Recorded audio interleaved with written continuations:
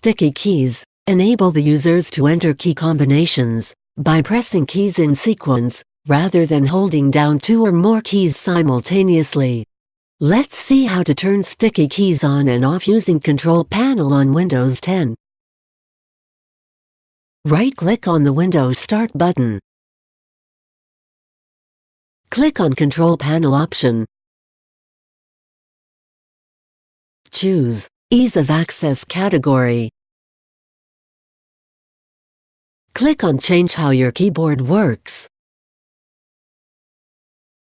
Click on the checkbox present before Turn on sticky keys. Click on Apply. Click on OK.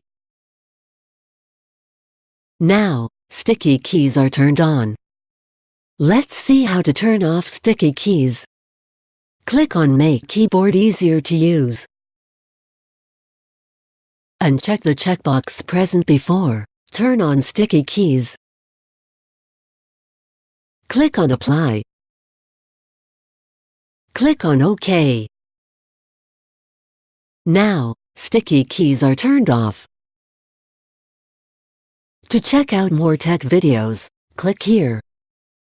To subscribe GuruAid channel, click here. For instant tech support, call GuruAid toll-free numbers